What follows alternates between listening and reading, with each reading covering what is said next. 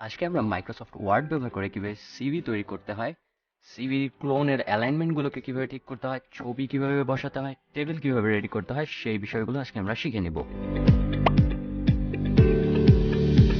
ওকে, CV লেখার জন্য যে বেসিক টাইপিং গুলো দরকার সেই টাইপিং গুলো আমি করে রেখেছি, কারণ আমি চাচ্ছি যে এই ইম্পর্টেন্ট জিনিস যেগুলো দরকার সে দেখানোর জন্য। তো সিভি তৈরি করার জন্য যে প্রথমেই যে কাজটা করতে হবে, আমরা সিভি সাধারণত A4 সাইজের পেজে লিখে থাকি। তো আমাদের সেজন্য পেজটাকে সেট আপ করে নিতে হবে। পেজ সেট আপ করানোর জন্য আমাদেরকে যেতে হবে পেজ লেআউটে। পেজ লেআউটে গিয়ে আমরা সাইজে যাব। সাইজ থেকে আমরা A4টাকে সিলেক্ট করব। আমরা পেজটা A4 হয়ে গেছে। আমরা এখন যে কাজটা করব, যে হেডিংটা কারিকুলাম যেটা, এটাকে এত ছোট বা কর্নারে রাখলে ভালো লাগতেছে না। তো আমরা এটা সাইজটাকে একটু বাড়িয়ে নিব। আমরা এটা সাইজ 20-22 করে দিই এবং এটাকে মিডলে নিয়ে আসি। ওকে, ডান।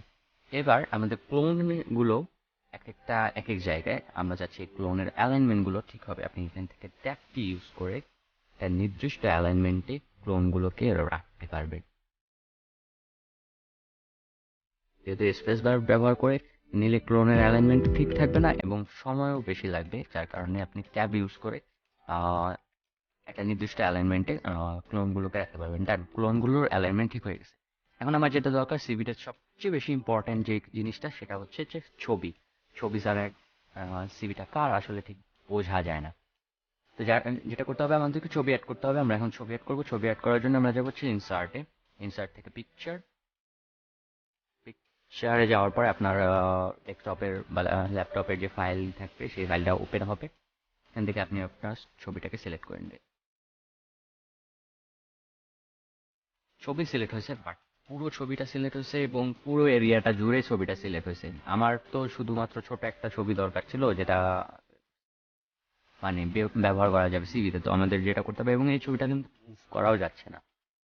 তো আমাদেরকে যেটা করতে হবে, ছবিটাকে সিলেক্ট করার পরেই এখানে ওয়ার্প টেক্সে যেতে হবে। ওয়ার্প টেক্সে যে বিহাইন্ড টেক্সট করে দিতে হবে। বিহাইন্ড টেক্সট করে দেওয়ার পরে ছবিটাকে এখন কিন্তু নড়াচড়া করানো যাচ্ছে। তো এখন আমাদেরকে ছবিটার কার্সরটাকে নিচে নিয়ে ছবিটাকে ছোট করে নেব।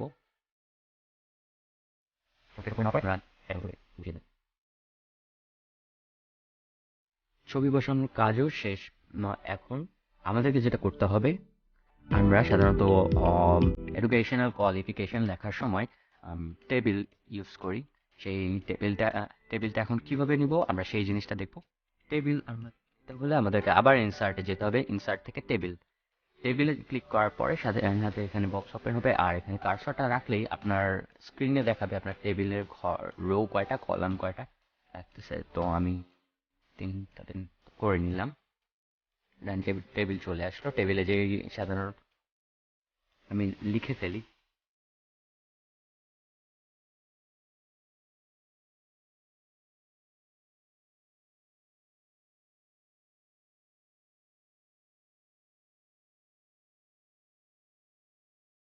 আহ, এখন আমার এই বক্সটা কিন্তু অনেক বড়।